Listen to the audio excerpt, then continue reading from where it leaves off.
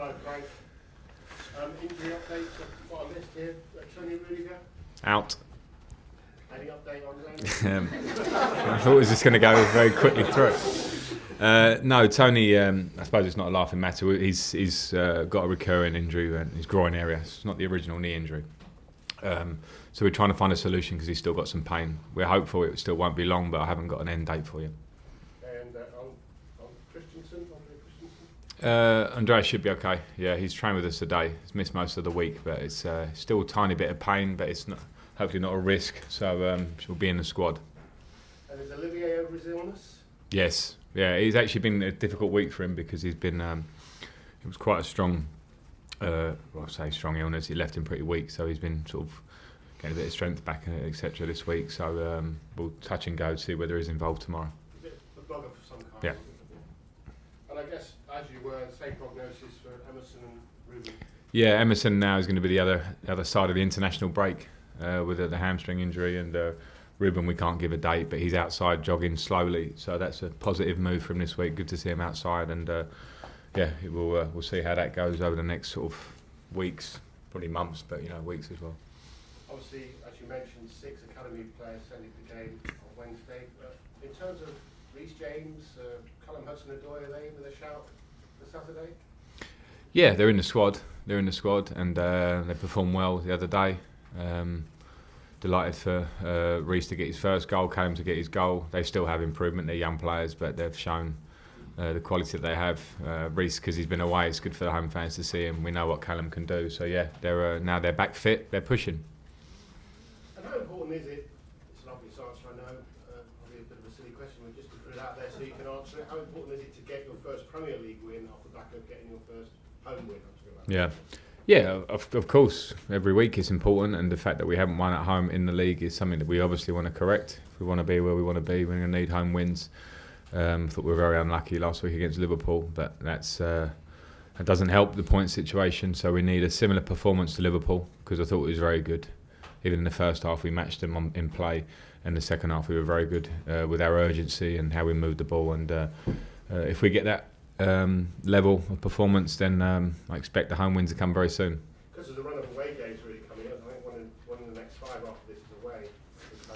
Yeah, we've had a little run of home games, and listen, we must respect Brighton hugely because they're playing very well, playing some really good football. New manager, change of style, maybe not the points on the ball that they deserve. So we can't just, because we haven't had a home win, expect it will come because we're Chelsea and they're Brighton. No, we respect them, and we'll try and get our win and then take on those few away games you talk about. Stats are stats, history is history, but 100% league record against Brighton, Chelsea, and of all the teams they've ever played in their entire history, the only team they've never beaten is Chelsea.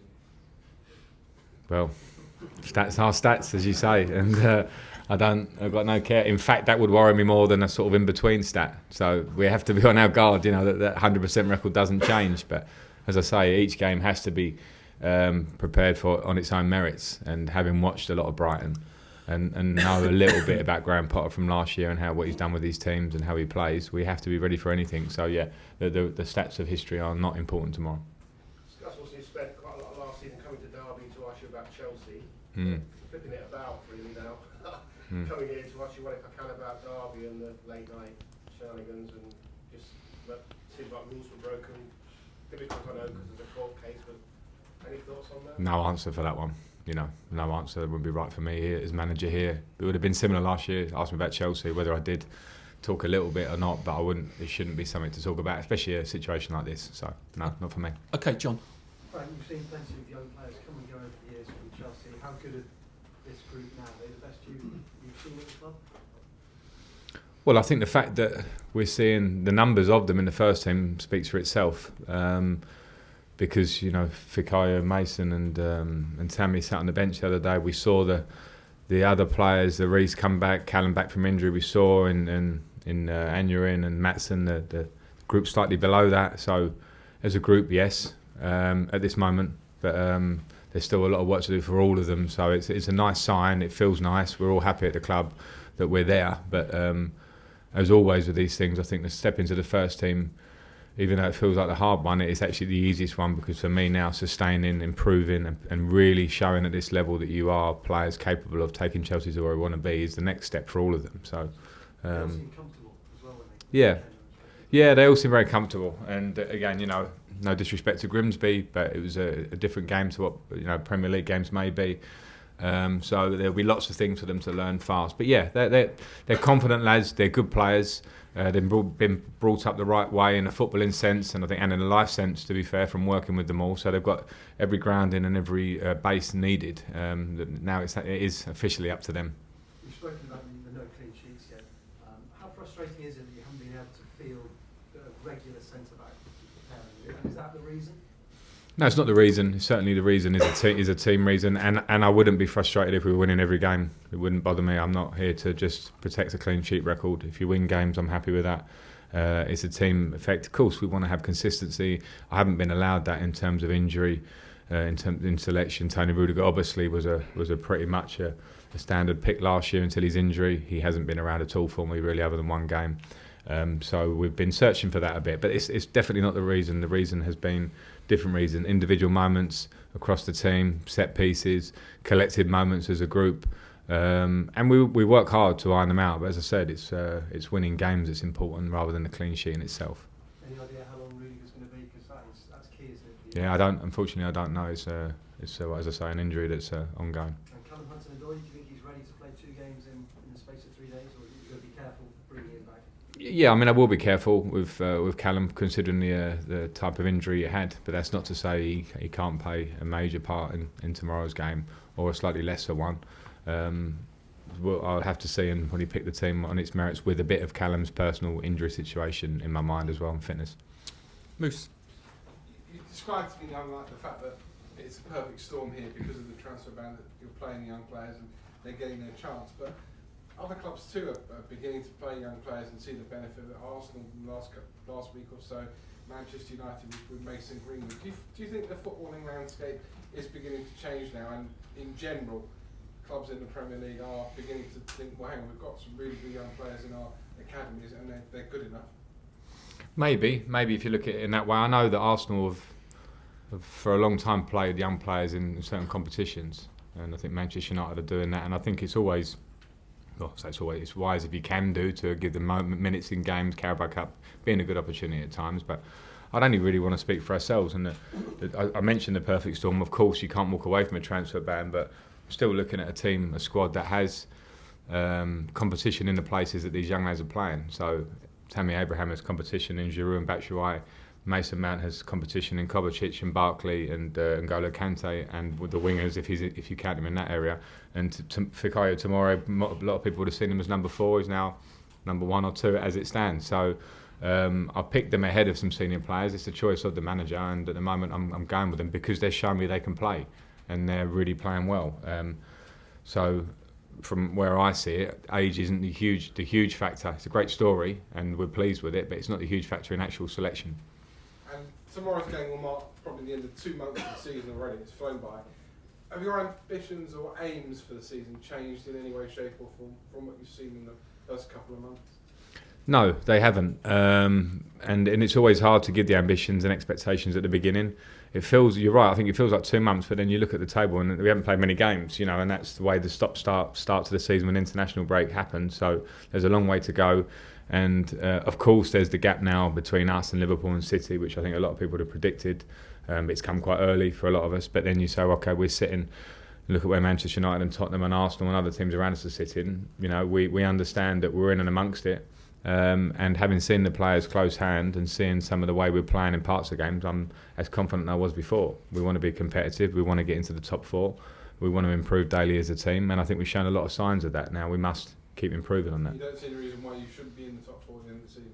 No, of course not. I think from the way we've played and from the, as I say, the lots of moments that we've shown, I have confidence. We'll have to push because Leicester, because West Ham, because of all these teams, because they all invested and they spent huge amounts of money, because our investment was minus a lot of millions, nearly 200.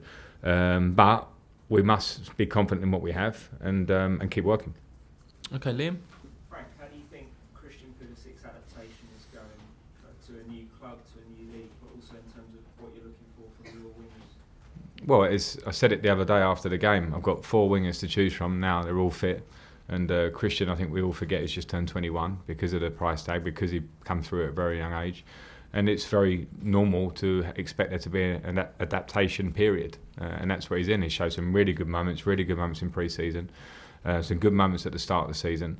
But what he has to do, as all the players have to do, not just the wingers, is reach levels in training daily when there's competition in the squad that make you set up and go, here's my team selection, and that's actually affected it by seeing good stuff. And that's the same for every player in the squad. So that happens in training, that happens in game. Everyone's in the same boat. We must give Christian a bit of time to adapt because of his youth and the change of league and the change of living and all those things. We support him hugely on that, and his talent will come through.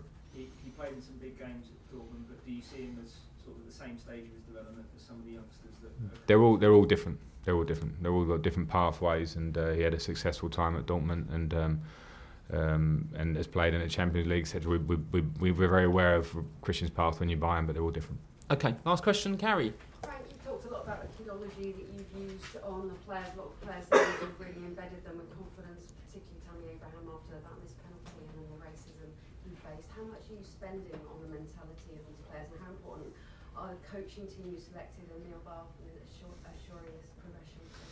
I think a huge part of any manager's job, but I see it as my job, is to work with the players, not just tactically on the pitch, but in their minds, whether they're young players or older players. But you find with the younger players, of course, you want to pass on more knowledge, help, whatever, be there for them in whatever way. And sometimes it's actually being tough and being hard. That's my job, to kind of sense the right moment. So I try and do that as much as I can. I think it's important. I want the players to feel that that's there.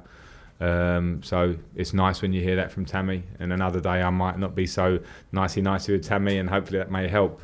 But I think the coaching staff that we have, that we have, and I'm only as strong as them in many, many ways, is a huge part of the strength, and I think a huge part of what will take us forward. And Neil Bath and Jim Fraser in the academy have got, quite rightly so, a lot of recognition this week, which has been a long time coming, because their work has been going on for a lot of years. And the good ethics that we keep touching on this season with these players coming through are a huge credit to them. And now myself and us as staff have to continue that good work at this level. Okay, cameras off, please.